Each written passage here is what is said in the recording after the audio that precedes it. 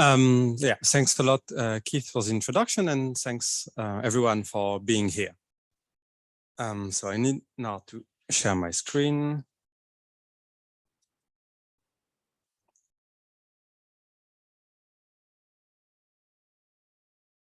Good.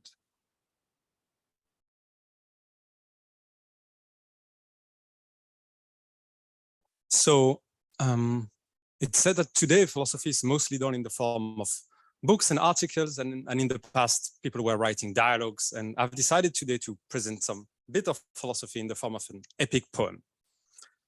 So let's start with our hero, Ulysses. Ulysses is our hero, and Ulysses is a strong illusionist. He believes that phenomenal consciousness does not exist, although it seems to exist. So let's make the usual caveat here. Ulysses does not deny consciousness tout court, but only phenomenal consciousness. And he admits that other forms of consciousness might very well exist, such as access consciousness or self-consciousness or monitoring consciousness. Moreover, Ulysses also admits that although there are no phenomenal states, our representations of phenomenal states could track real non-phenomenal states that we usually mischaracterize as phenomenal. And Ulysses calls these non-phenomenal states that we tend to mischaracterize as phenomenal, quasi-phenomenal states. Like Ulysses probably read lots of KISS article.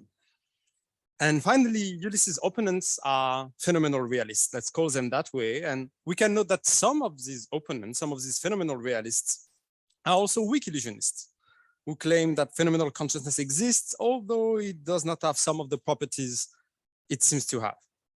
However, just note that when I will talk of illusionism without qualification in what follows, I will usually mean I will always mean strong illusionism, and I will then qualify when I need to refer to weak illusionism. Now, Ulysses is faced with a task. He must define the entities he denies. It's a precondition to the formulation of the illusionist thesis and to the building of the argument. To even disagree with the phenomenal realists, Ulysses must agree with them, so to speak, about what exactly is being asserted or denied in this debate. And this task leads to a difficulty, leads to the strait of definitions. Why? Because on the left of the strait, Ulysses could define phenomenal consciousness in a theoretical and loaded manner as an entity that creates a problem for the physicalist or scientific approach to the mind. And this would make illusionism quite attractive, at least to some people. But Ulysses would also be accused of strawmanning his opponents. That's Charybdis.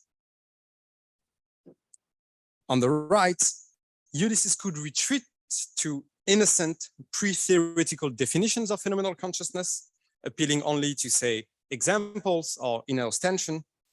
This would probably capture better what his realist opponents mean, but in that case, it might be that illusionism loses some of its attractiveness. That's Scylla. So I will explore this difficulty, and I argue that there is space to sail for Ulysses between Charybdis and Scylla. Ulysses can define phenomenal consciousness in a way that captures what the realist means while making illusionism plausible. So now let's explore the strait a little bit more. So one tempting move for Ulysses is to define phenomenal consciousness by appealing to certain theoretical conditions. For instance, one could say, and one has said, that phenomenal properties are intrinsic, ineffable, private, directly introspectable properties of mental states, to use Dan's characterization in Qua in Quelia. Or alternatively, someone could say that there are non-physical properties of mental states, or properties that create a hard problem or leave an explanatory gap. These conditions have that in common that they would make phenomenal consciousness a problematic entity from the point of view of either a physicalist metaphysics or from the point of view of the, let's say, current scientific approaches to the mind. So in what follows, I will just take a shortcut and call these properties or these features problematic properties. So if we define phenomenal consciousness as an entity having certain problematic properties, this in turn seems to make illusionism attractive. If we assume, as I do here, that physicalism as a metaphysical thesis or the overall validity of current scientific approaches to the mind are attractive theses themselves. However, phenomenal realists would naturally retort that Ulysses is committing a straw man here. Why? Well, they would say, well, not all realists believe that phenomenal consciousness has all these problematic properties. And actually, even those who believe it, they don't make it a matter of definition. That's not how they define phenomenal consciousness.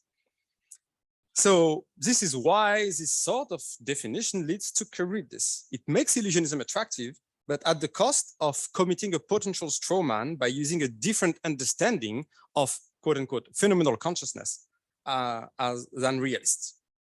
So of course, this difficulty has been noted since the beginning of illusionism. And so what I take to be the canonical illusionist answer to this is as follows. The theoretical, loaded, problematic definition of phenomenal consciousness is in fact the correct one in the sense that it is a one used by everyone in the debate. And the proof of that would be that phenomenal realists cannot articulate another definition. They cannot articulate a definition of an entity that would be less than the problematic and loaded definition of phenomenal consciousness, and yet would have substantive content and would not just describe something that even illusionists can accept, such as certain dispositions to believe. So I will just read two citations. So Dan in Qualia, 1988, said that an appeal to some minimal understanding of phenomenal is really nothing but, I quote, a gesture in the direction leading back to ineffable, private, directly apprehensible ways things seem to run.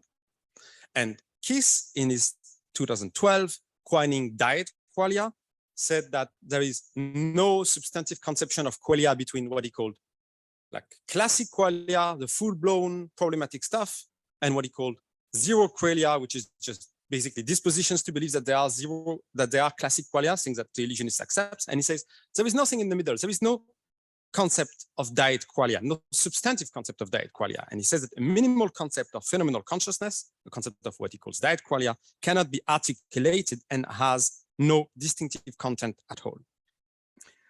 So my view is that there is something true in this canonical illusionist answer. There is a core of truth.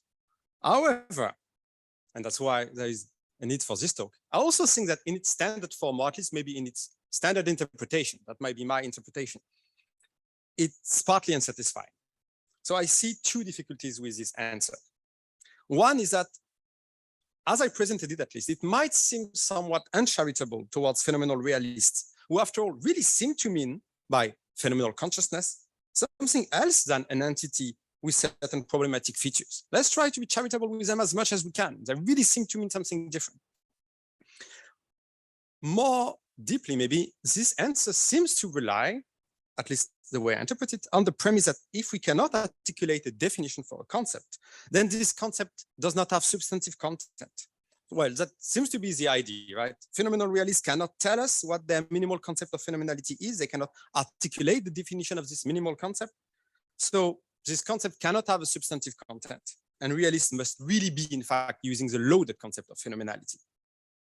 However, the premise of this reasoning seems dubious to me. Why? Because it seems to me that there are lots of concepts whose definition we probably cannot articulate and which nevertheless seem to have substantive content, right? Maybe a concept of knowledge, maybe a concept of cause, maybe lots of primitive concepts, arguably.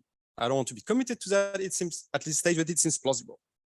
So it's not clear that this answer as it stands allows us to escape Charybdis, although, as I will show later, there is a core of truth in this answer. So maybe we should move in the other direction, then. Move away from loaded and theoretical definitions of phenomenality and move towards innocent pre-theoretical definitions. So the most typical definitions of this kind appeal to examples and or to inner ostension. So for instance, Erich Schwitzgebel recently gave a definition of this kind.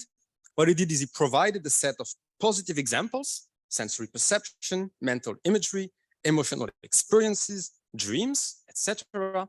And then a set of negative examples, the growth of our fingernails, dispositional beliefs, dreamless sleep, etc. And he then made the definitional claim that phenomenal consciousness is the most false psychologically obvious thing or feature that the positive examples are assumed to possess and that the negative examples are assumed to lack.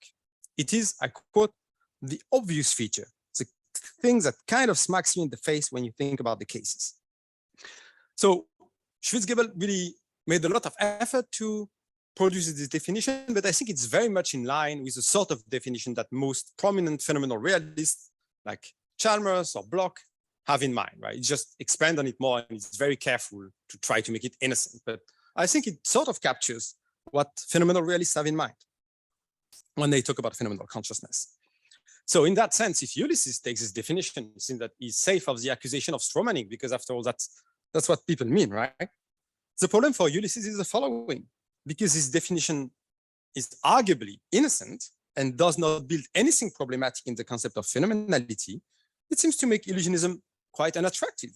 It seems that we cannot anymore appeal, for instance, to physicalism or to the validity of the scientific approaches to the mind to justify illusionism, as phenomenal consciousness is not characterized as something that creates any sort of particular problem for, again, physicalism or the scientific approach to the mind.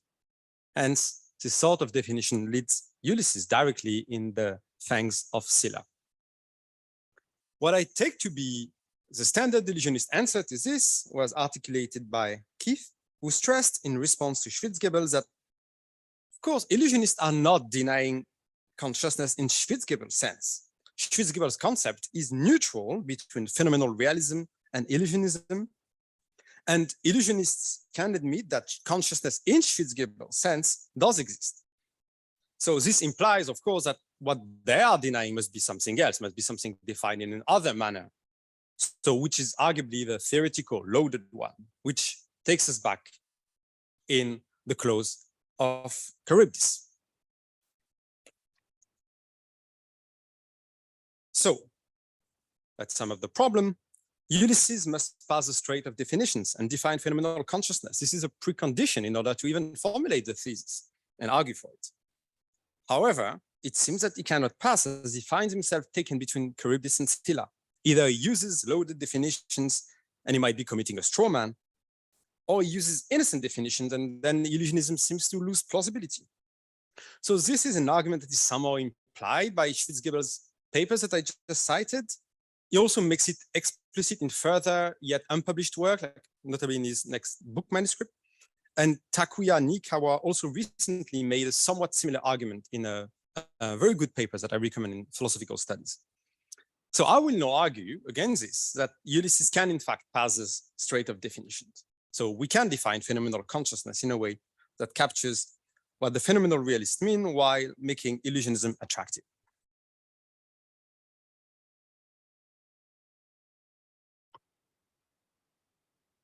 So the starting point of my reasoning is Schwitzgebel's definition that I take here as a paradigm case of innocent definitions. I assume that this definition captures, so these are my assumptions here, it captures what the phenomenal realist means. I also assume, and of course it is very debatable, but I'm assuming it here, that this definition is successful in the precise sense that by presenting us with a series of positive and negative examples and by inciting us to focus on the most obvious thing apparently shared by the positive examples and apparently lacked by the negative examples, on the thing that smacks us in the face when you think about the cases, I assume that this definition indeed manages to make us latch onto the same concept, which I call concept C. Now the question is, how do we know that C is indeed innocent? How do we know that it indeed does not characterize its referent as problematic? So here's the first possible answer. I think Schwitzgebel would probably give this answer. Well, it's easy. We know that C is innocent because we know about the origin of C. We know how we reached C. That is to say, we know by which definitional process we arrived at C. Again, I think this is implied by Schwitzgebel's reasoning in the sense that we know that we were super extra careful not to add any problematic condition to the concept. That's the whole idea, right? Schwitzgebel spent 10 pages doing that. I'm super careful. I don't add anything. I just give examples. Give examples, focus on what they had in common. Metaphorically speaking, we put no problematic ingredient in the soup, so the soup cannot be problematic itself. Problem with this answer, of course. To make the problem with this answer clear, we need to be really careful about what concept C is and is not. C is not the concept of whatever property is really shared by the positive examples and really lacked by the negative examples. As Schlicht concedes, this would underdetermine the reference of C, and it would not capture what the realist means standardly. So C is a concept that specifically refers to the most folk psychologically obvious feature that we take to be shared by the positive examples and lacked by the negative examples. That's the idea of the definition. But then it becomes clear that C makes an implicit appeal to our folk psychological intuitive understanding of our mental states. So if our folk psychology contains problematic assumptions about some of our mental states, these assumptions might be imported into the concept C. Metaphorically speaking, folk psychology is part of the soup. So if it is problematic, the soup might be too. Okay, so let's go back to our question. How do we know that C is innocent? I said, by looking at its origin, no, we cannot know that. I mean, without knowing more about folk psychology. I will come to that later. There is another possible answer, of course. You say, now, don't look at the origin of the concept of how we reached it because it's doomed. Let's look at its function. Maybe we know that C is innocent because it functions in a certain manner. For instance, we can think of the referent of C while we think with C. We can think of its referent, so phenomenal consciousness, that it is entirely physical and unproblematic. We can think that without contradiction, right? Physicalist realists are not contradicting themselves when they say phenomenal consciousness exists and it's entirely physical and unproblematic. So this is sometimes put forth by saying that, for example, creatures such as his anti-zombies, entirely physical creatures who are nevertheless phenomenally conscious. I think Richard Brown calls them zombies, are the same thing. These creatures are negatively conceivable. There is no contradiction in the concept of such a creature. But if C was not innocent, so I'm assuming here that we conceive of this creature using C, but if C was not innocent, if C characterized its referent in a problematic manner, this sort of thought should be contradictory, right? So because there is no contradiction in the thought, in the hypothesis that phenomenal consciousness is entirely physical, C must be innocent. Possible answer. However, this answer is also not satisfying. Why? Because it only shows that C is not explicitly loaded in the sense that it shows, indeed, that in the explicit content of C, and by explicit content, I will go to that later, I mean the content that is directly articulable by all competent thinkers and users of C. In this explicit content, there is indeed no problematic characterization. But the difficulty is that C could very well be implicitly loaded. It could still characterize its referent in a problematic manner, but only do so implicitly at a level not directly articulable by all competent thinkers. And this suggests that none of these two strategies are enough to show that C is indeed innocent. So at this point, however, to understand really the last point I made, we need to make a quick detour by implicit content. What is the implicit content of concepts? So I presuppose here that concepts can have implicit content on top of explicit content. And why the explicit content of a concept can always be articulated by normal, competent users of a concept is not the case for implicit content. And so while a proposition formulated with a concept and contradicting the explicit content of a concept is such that this contradiction will always be possibly pointed out by a competent thinker, is not the case for implicit content. So let's give some concrete examples because it might seem very abstract. Consider concepts of colors. I mean here as properties of surfaces. For instance, take our concept of pink. As Schlicht himself in his article noted, we can also define pink by examples. Series of examples of what things are that are pink, things that are not pink, and hopefully this can make us latch on to the right color concept. Let's say you're teaching to a child what pink is. So while defining the concept by examples, we will not have needed to make explicit the relation of pink with all the other colors. We don't need to show the millions of colors that exist to define pink by example. Couple of positive, couple of negative examples should hopefully be enough. For instance, we will not have needed to explain that a surface cannot be fully pink and fully orange, or that a surface cannot be greenish pink or pinkish green. These conditions will not be part of the explicit content of our concept of pink. And someone who envisions the proposition that a surface can be fully pink and fully orange, we'll not be able to point out any manifest contradiction here. There is no formal contradiction in the thought that a surface is fully pink and fully orange. And yet, these conditions that a surface cannot be fully pink and fully orange or fully any other color, by the way, seem to constitute some sort of conceptual truth about pink and other colors. Right? They correspond to what Husserl famously called the material a priori in the logical researchers investigations. It seems impossible for some sort of conceptual reasons that for a surface to be fully pink and fully orange at the same time. So the concept of pink arguably implicitly characterizes pink, and by the way, any other color, as something that satisfy this condition. This is an example of what I mean by implicit content. Let's take another example for some of you who still feel like I have no idea what he's talking about. Let's take our concept of knowledge, and on the one hand, and justified true belief on the other hand.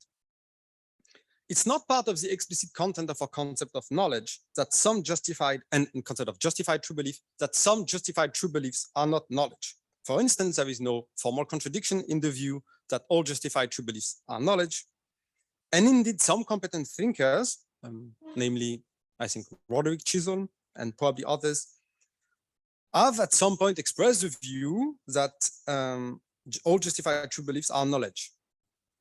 Yet it seems to be the case that our concept of knowledge characterizes implicitly knowledge in a manner such that it is a conceptual truth that not all justified true beliefs are knowledge. This is manifested by the Gettier cases. So this would be another example, potentially, of implicit content. Just choose the one you like best to help you get a grip on what I'm talking about. So now let's go back to our concept of phenomenal consciousness, concept C. My point is that if we admit that concepts can have implicit content that can't always be articulated by competent users of the concept, then we can also admit that concept C could be explicitly innocent while being implicitly loaded in a manner characterizing phenomenal consciousness as problematic. Its explicit innocence would account for the fact that the physical nature of consciousness does not create any manifest contradiction, anti-zombies are negatively conceivable, but it will not prevent the implicit ladenness of the concept, in virtue of which the concept would characterize phenomenal consciousness as problematic. Okay, so far what I've just tried to show is, well, it's a possibility that we cannot rule out at this stage that C, so this concept which is the output of purported innocent definitions, such as the definition provided by Schwitzgebel, and C, so this concept that is arguably capturing what phenomenal realists mean, we cannot yet rule out that it is in fact implicitly loaded, and that it might implicitly characterize phenomenal states as problematic.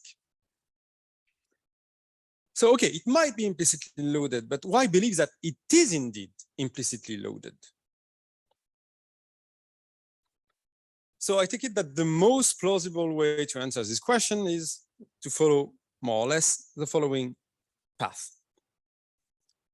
Implicit ladeness of concepts does not reveal itself in contradictions that we could point out, but it reveals itself in certain patterns of representations. Typically, when a concept is implicitly loaded to characterize its referent as F, then we will struggle to positively represent situations where its referent is not F, although we will not be able to detect any manifest contradiction, any formal contradiction in the descriptions of these situations.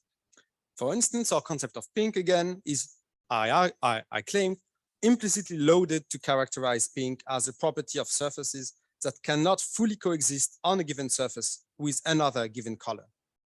And although, again, the concept of a surface that is fully pink and fully another color does not manifest any explicit contradiction that we can point out, we still struggle to represent positively what they describe. Like concretely, when I try to think of a surface that would be fully pink and fully orange, I just can't do it. I just can't represent it to myself. So of course, the causes of that has to lie at some point in some constraints of our visual systems. I'm not denying that, it goes without saying. But the idea is that the concept that we use to refer to pink does embody this condition in its implicit characterization of the surface, and it reveals itself in this pattern. I cannot positively represent it to myself what it would be for a surface to be fully pink and fully orange. Now let's project this on the case of phenomenal consciousness. If C is implicitly loaded to characterize its referent as problematic, this should typically be manifested in certain patterns of representations. In this case, we should struggle to positively represent situations in which the referent of C is not appropriately problematic. But I claim that we have good reasons to believe that's precisely what happens in the case of phenomenal consciousness. Why? While the negation of problematic features of phenomenality is negatively conceivable, no formal contradiction in the idea that phenomenality is purely physical, we still struggle to represent them positively. I'll focus here on just two problematic features: non-physical character and immediately introspectable nature. And I claim that we struggle to represent positively the negation of the non-physical character of phenomenality or the negation of its immediately introspectable nature. So why believe this? Well, I must say that I, for one, struggle to do this. So when I started off philosophy of mind as a phenomenal realist, reading Searle and Chalmers, I was still attracted to physicalism, right? I said, okay, I don't believe in angels. I don't believe in supernatural powers. The world is physical. So consciousness, phenomenal consciousness must also be physical. Let's try to see what it means. And I say, but there is no way this coalescing can be physical. I just don't understand what it means. I don't understand how something could be nothing over and above a given physical state, for instance, a given brain state, and yet, without any extra ingredient, constitute one of these special phenomenal states. I just don't understand what it's supposed to mean.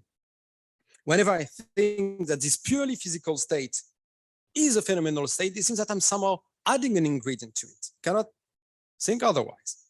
And it seems that my puzzlement is shared. It's not just me, François. I hear a couple of quotes, but I could have given, I think, at least 100 by looking enough. Here's a list of judgments, right? Physicalism is a position we cannot understand because we do not at present have any conception of how it might be true. So if you remember it at the end of the Bat's paper, Nagel also says that maybe if we extended our conception of the physical, that would be fine. That's okay, because here I'm just considering the physical as we understand it, or roughly as we understand it. So I'm leaving aside deep conceptual innovation in our understanding of the physical. Joe Levin also said it by writing that the idea that phenomenal properties might be identical with neurological properties just seems unintelligible.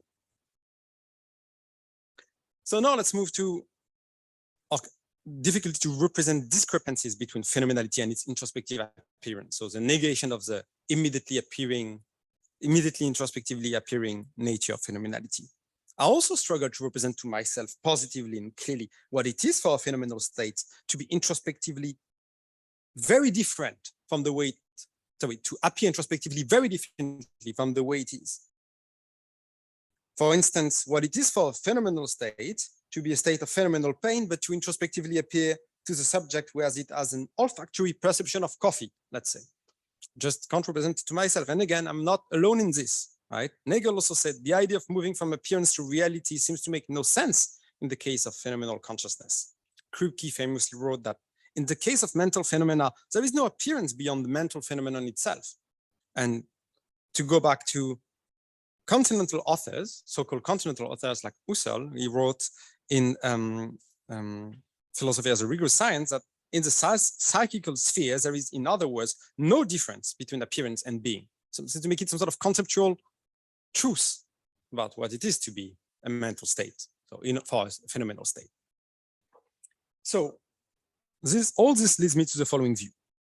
Our concept of phenomenality, C, which is a product of these purported innocent definitions, is indeed explicitly innocent. I grant that to Schwitzgebel, but we have good reasons to believe that it is implicitly loaded. It implicitly characterizes its referent as problematic, and notably as not having a fully physical nature and as immediately appearing in introspection. If that's true, if I'm right, then C captures what phenomenal realists want to say, right? No problematic condition added here, while making phenomenal consciousness problematic enough in order for illusionism to be plausible, since it characterizes its referent with conceptual necessity as something problematic. And Ulysses sneaks in between Charybdis and Scylla. So we can see here what was the core of truth in the canonical illusionist answer to the Charybdis dilemma. So the answer was that phenomenal realists cannot define phenomenal consciousness minimally, so they really must be using the loaded theoretical concept of phenomenality. So this line of answer, which I ascribed to Dan and Keith, was for me partly unsatisfying because it seemed to appeal to the premise that if someone cannot articulate the definition of concept they use, this concept must lack substantive content. And since phenomenal realists cannot articulate the definition of their minimal concept of phenomenality, this concept must lack content, and so they must really be using the loaded one. Moreover, this line seemed maybe potentially uncharitable because it seemed to suggest that phenomenal realists must really be meaning to refer to a problematic entity, even when they claimed very sincerely, I believe in this sincerity, very sincerely, that they do not mean that at all. So my view is that phenomenal realists, I grant some things to them. They successfully use a concept provided by false psychology, concept C, which is indeed distinct from a concept that would explicitly characterize its referent as a problematic entity. These are not the same concept, they have different functional roles. So phenomenal realists in some sense have a point. They really do not mean to refer to problematic entity when they think and talk about phenomenal consciousness. And I grant that to them. And I also grant that the fact that they cannot articulate a further definition of C does not mean that C does not have substantive content. This content might be implicit and provided implicitly by false psychology. However, the core of truth in the canonical illusionist answer is the following. While in my mind, this concept C is really conceptually distinct from the explicitly loaded concept, it still bears the same problematic content, only at the implicit level. So it's true that the minimal understanding of phenomenal still ends up characterizing its referent as problematic, as Dan said, only implicitly. Note that because of that, I'm in disagreement with Keith when it comes to the reaction we should have to Schwitzgebel's definition. Because I think that we should be illusionist about Schwitzgebel consciousness too, because the concept resulting of his definition is only as innocent as folk psychology. And I think we have good reasons to believe that folk psychology is not innocent. So of course, my view encounters a number of challenges. I'm here only going to mention them and we can discuss them in the Q&A. Some challenges come from various forms of skepticism that one could have regarding intuitions, right? The idea would be that are struggling to represent certain situations positively, which I mentioned earlier, and considered as a sign of the implicit content of our concept of phenomenality, could be considered as falling under the general category of problematic intuitions. But some people have expressed skepticism regarding such intuition in the sense that some people have suspected maybe this sort of pattern of intuition do not reveal any conceptual truth, but only antecedently endorsed theories of the person having the intuition. That would be a challenge.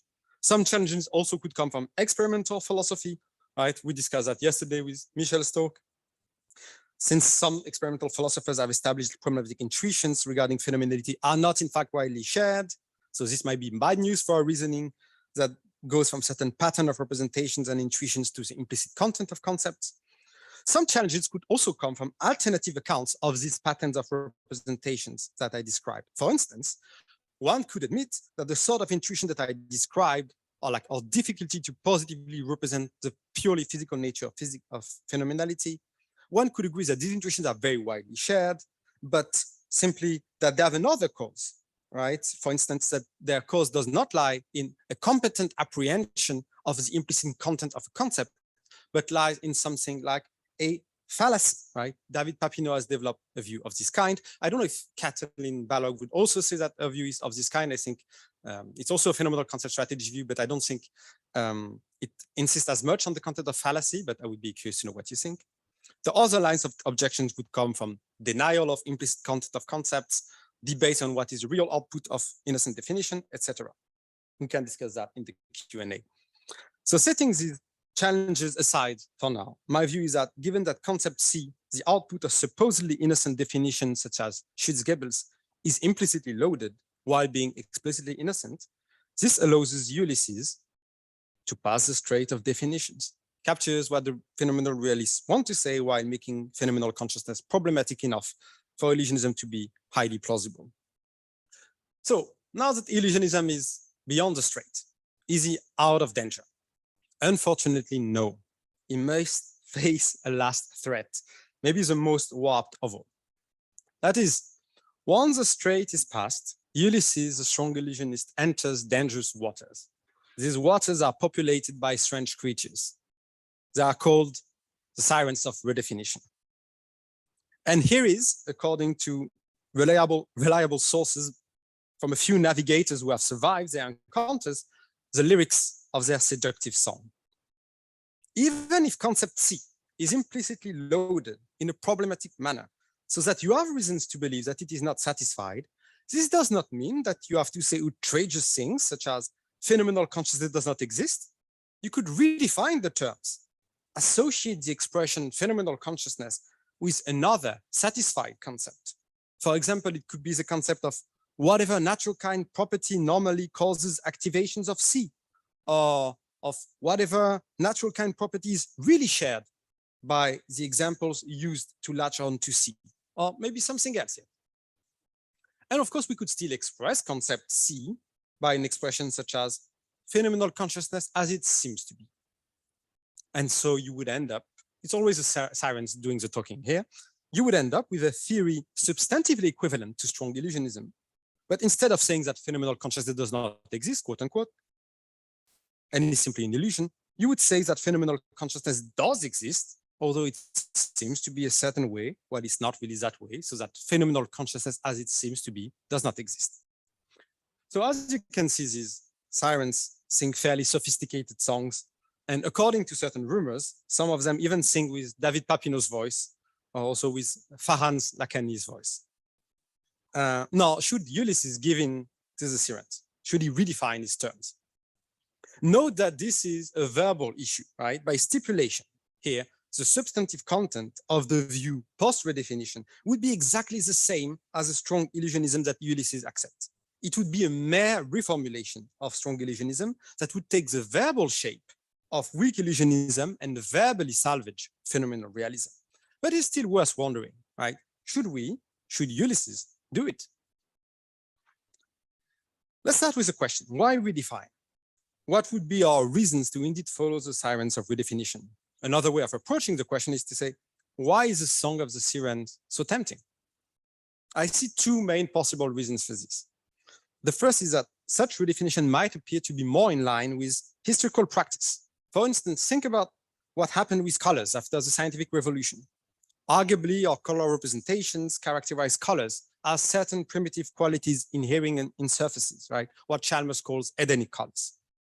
Following Galileo, we admitted that there are no such qualities in the external world, only complex, non-primitive, non-qualitative properties of objects affecting our senses. And this discovery could be formulated by saying nothing is colored. And by the way, some theorists of the time, such as notably Galileo and Descartes and Boyle, sometimes said these sort of things. However, many of us now find these expressions uselessly extreme. We prefer saying that the colors of objects are real, of course, although they aren't what they seem to be. And one way of interpreting this move is to say, well, precisely, we redefined our terms. The term color ceased to express the concept of a primitive quality and maybe started to express the concept of the thing causing representation of these primitive qualities, for instance. So shouldn't we do the same with the expression phenomenal consciousness? So the main problem with this historical argument is this. While it seems that we often do this sort of redefinition for ordinary terms, which are massively used in ordinary language in ordinary statements, phenomenal consciousness is not an ordinary term. Like qualia, it's a term of art. It's forged by philosophers to refer to a very precise, supposed aspect of our mental life. And historical practice does not suggest similar systematic redefinitions designed to verbally salvage realism about entities referred to by terms of art. Quite the contrary, in fact. For instance, just giving a couple of instances, I'm not claiming that I've surveyed the whole of the history of science. Think about what happened with phlogiston or luminiferous ether. So if we want to align with historical practice, it's not clear that we should opt for this weak illusionist reformulation, at least not regarding quote unquote phenomenal consciousness and qualia.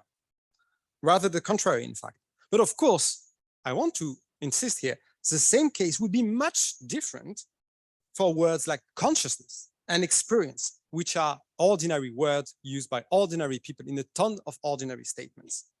But Ulysses, our hero here, never claimed to be a strong illusionist about consciousness or experience, but about phenomenal consciousness. Now, here's another, maybe even more serious reason to find the sirens tempting.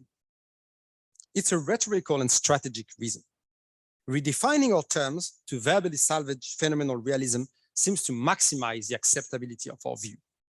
So strong illusionism claims that phenomenal consciousness does not exist. And to many people, at least many philosophers, because of course, lots of lay people do not use this word, to many philosophers, it just sounds crazy, it just sounds preposterous. And it's not just good advertising for a theory to sound crazy. As Michael Graziano puts it in his 2019 book, although he used the word consciousness and not phenomenal consciousness, so I'm making him say something slightly different than what he really said. Calling consciousness an illusion is the kiss of death for a theory. And that he said that just after having conceded that his theory is basically an illusionist one and that illusionism is basically right. So it seems like it's a good reason to reformulate, right? If you have a theory, you think it's a good, correct theory, why would you want to make it unacceptable? Better reformulate, keep the substantive content, and have people embrace it. That's what you should do if you think that your theory has good chances of being true, right? You want people to believe the truth. Let's not be masochists here. Let's not like inflict on ourselves useless, incredulous stares. Let's also not be mere provocateur, right? Let's not try to épater le bourgeois, as we say in French. No, I think it's a very, very tempting reason indeed. However, I also think that we and Ulysses should resist the temptation here and stay in the ship. Why? Let's start by asking ourselves, where does this superior acceptability of the weak illusionist reformulation come from? And where does the low acceptability of strong illusionism formulation come from? It is unlikely to come from the mere fact that we are attached to the terms phenomenal consciousness and qualia. As argued, these terms are mere terms of art that have only been used in their current senses in the last decades. No, I think that what makes strong illusionism sound crazy and unacceptable to many philosophers is not just that the words it uses sound crazy.